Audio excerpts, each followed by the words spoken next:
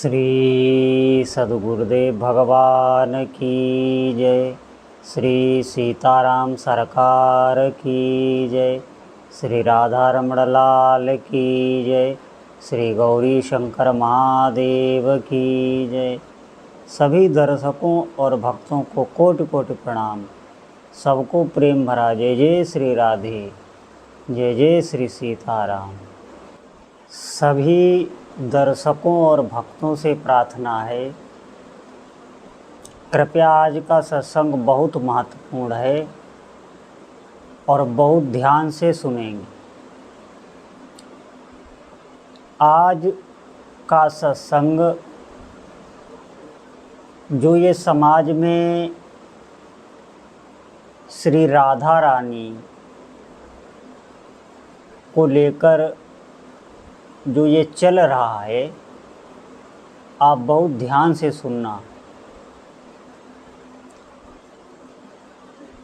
जो कथाकार ने श्री राधा रानी पर जो ये अभद्र टिप्पणी की है, आप ध्यान से सुनना।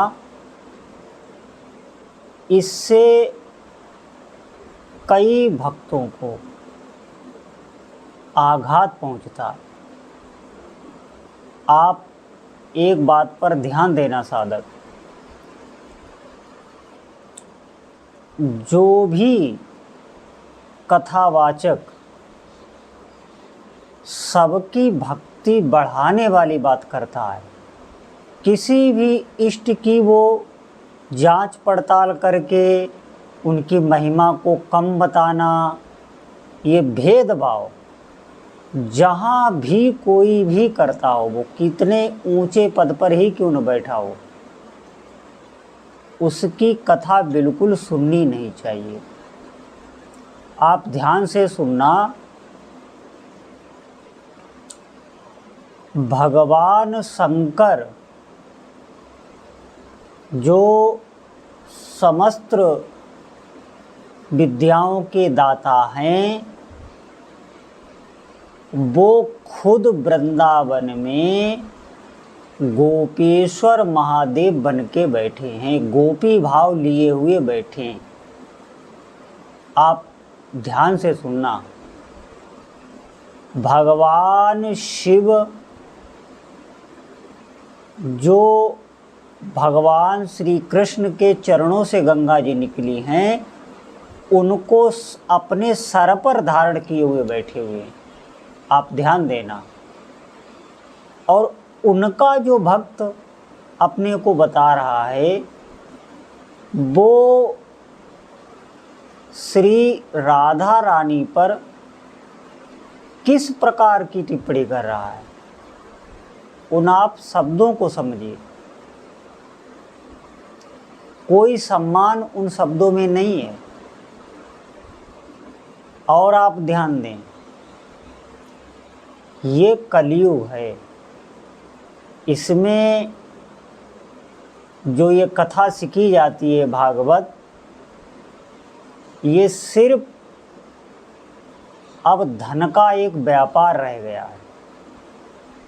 ये हमारी बात भले ही सबको बहुत कड़वी लगे, सिर्फ व्यापार रह गया। इसमें उद्देश्य धन है और इन लोगों को ये पता नहीं है कि आप ग्रंथों का अध्ययन करके और भागवत बाँच के धन कमाना, ये लोग बहुत मोटी मोटी रकम लेते हैं भागवत की और तय करते हैं भागवत। सबसे बड़ी बात ये है, भागवत हो या शिवपुराण हो, आप इनसे कथा कराने जाएं, ये भागवत के रेट रखते हैं। मैं इतना लूँगा, 10 लाख लेता हूँ, 5 लाख लेता हूँ, इनके रेट होते हैं। आप समझें। आप अपने को शिव का भक्त कहते हैं या किसी का भी भक्त कहते हैं, और आप उनके प्रेम की बातें, अपने इष्ट की बातें, उनके लिए आप रेट रखते हैं कि इतना धन लूँगा। आप समझें, आप संसार में ही किसी से प्यार करें और उसकी वस्तुओं को आप बेचने लगें। जो भी वस्तुएं उसने आपको दी हैं, उनको आप बेचने लगें। तो आप देखेंगे उस प्रेमी पर इसका कितना गलत प्रभाव पड़ेगा। तो आप ध्यान दें, जब ये अपने प्रभु की कथा बेच रहे हैं तो इनके भीतर कौन सा ज्ञान प्रकाशित होगा, कौन सी भक्ति प्रकाशित होगी। ध्यान दें, सब धन का व्यापार हो रहा है, आप ध्यान दें। नहीं तो ऐसी बात करने का कोई मतलब ही नहीं है। आप अपनी कथा करिए, आपको क्या ज़रूरत है। श्री राधा रानी जो प्रेम की अधिष्ठात्र देवी हैं, जो भगवान श्री कृष्ण ही राधा बने हुए हैं। आप ऐसा समझें कि भगवान श्री कृष्ण खुद ही राधा बन गए,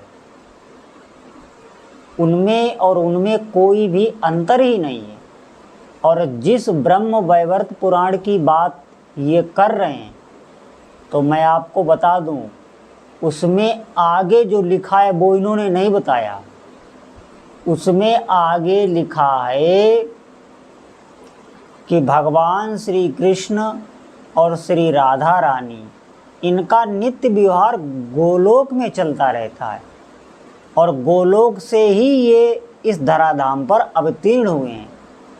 और ये जो भगवान कृष्ण हैं और ये जो गोलोक है, ये वैकुंठ लोक और शिवलोक इससे भी कहीं बहुत ऊपर है, शून्य में स्थित है। भगवान शिव कह रहे हैं पार्वती से, आप पढ़ के देख लेना, मैं आपको सत्य बता रहा हूँ। और भगवान शिव कह रहे हैं कि जो राधा रानी हैं उनकी पूजा भगवान कृष्ण भी करते हैं। आप उसमें देखना आगे, यहाँ जहाँ पे ये बता रहे हैं कि छाया राधा रानी की शादी रायण से हो गई, ये जो बता रहे हैं वो नाम ही गलत बता रहे हैं।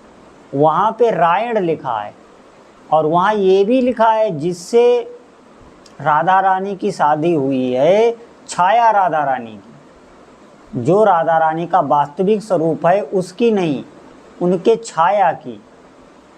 तो जिसके साथ हुई है वो रायण नाम का, वो भगवान के गोलोक से आया है, वो उनका नित्य गोप है।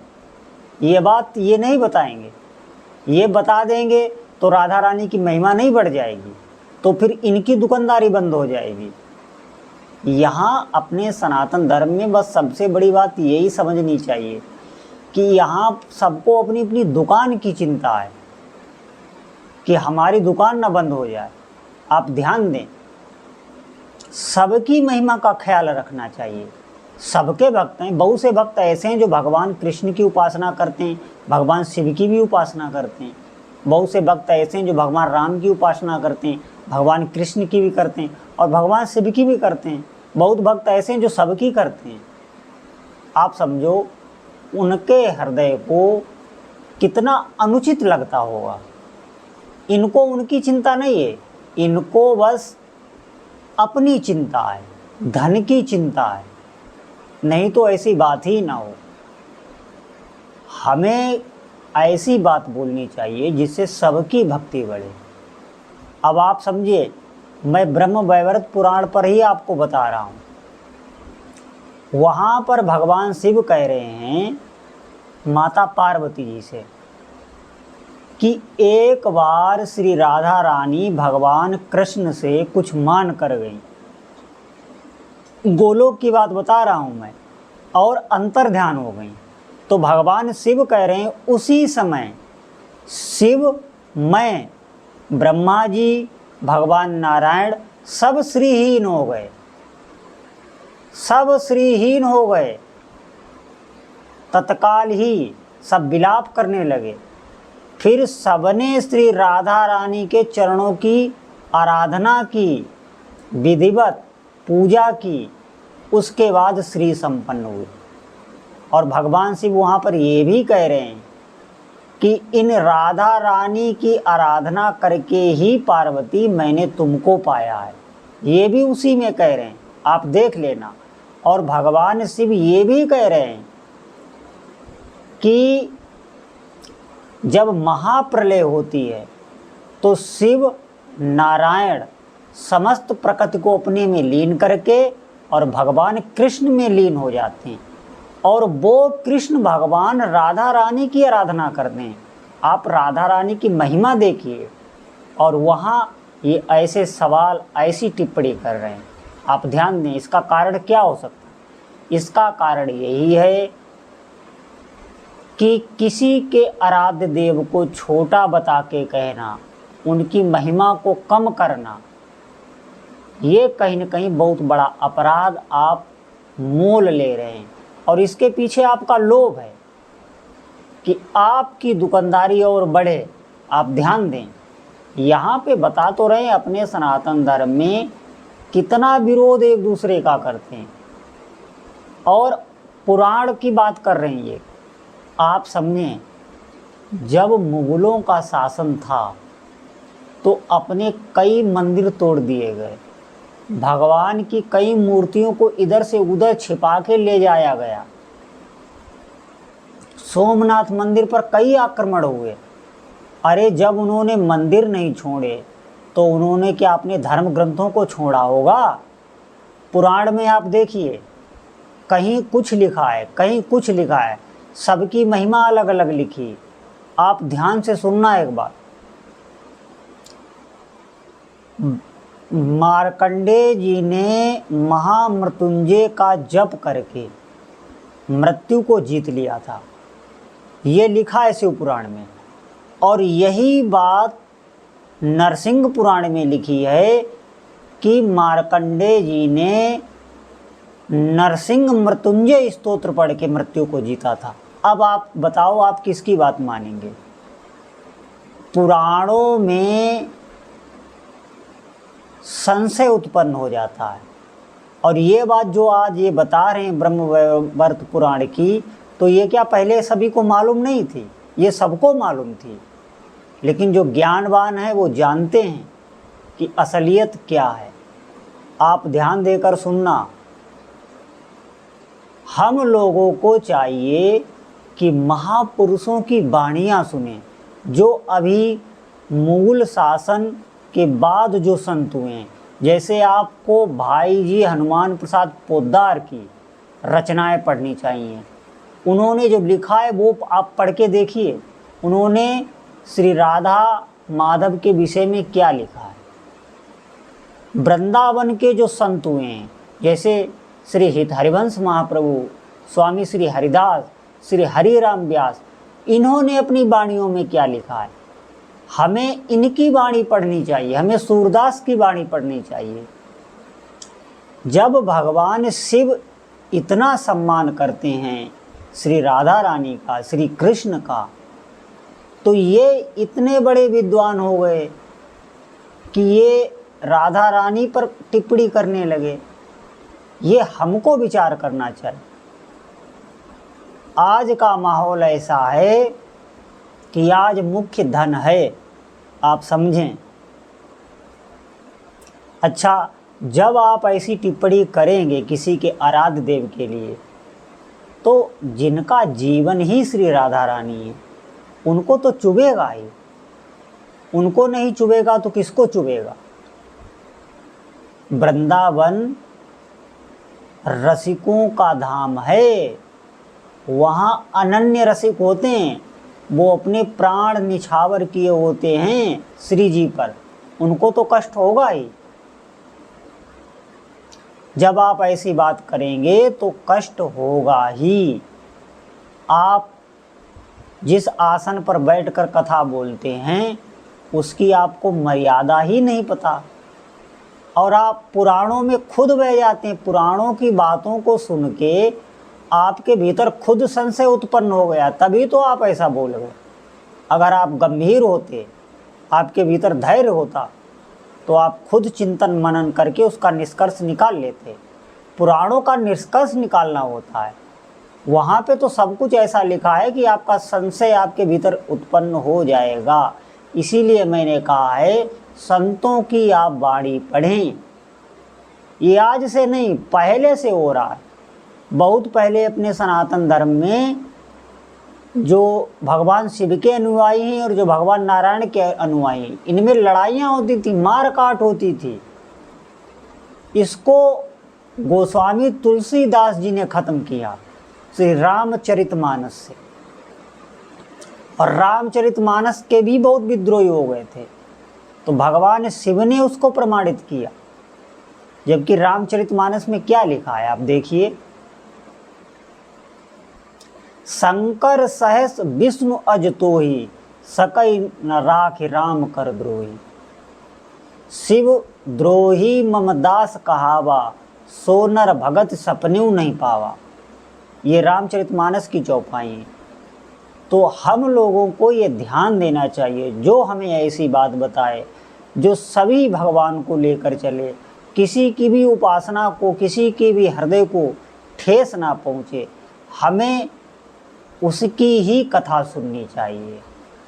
कथा हृदय का विषय होता है, भक्ति हृदय का विषय होता है।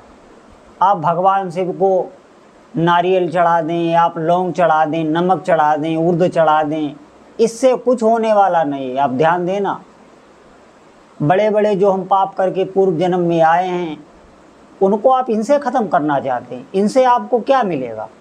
आप ध्यान दें, जब तक आप भक्ति नहीं करेंगे तब तक आपको कुछ नहीं मिलेगा।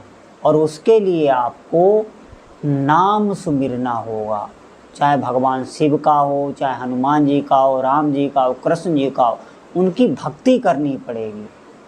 इससे कुछ नहीं, ये तो व्यापार है कि हम चाह रहे हैं ये हमें मिल जाए, हम ये चढ़ाने गए वो, इससे आपके भीतर प्रेम नहीं आएगा, धीरे धीरे अश्रद्धा हो जाएगी। मैं सीधे कह रहा हूँ, और आप करके देख लें, इससे आपको कुछ नहीं मिलेगा।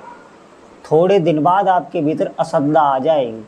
तो जो ऐसा प्रचार करते हैं, टोना टोटका बताते हैं, आप सुनो ही मत ही, आप आराधना कीजिए भगवान शिव की, भक्ति कीजिए प्रेम से, फिर देखिए आपको क्या क्या मिलता है।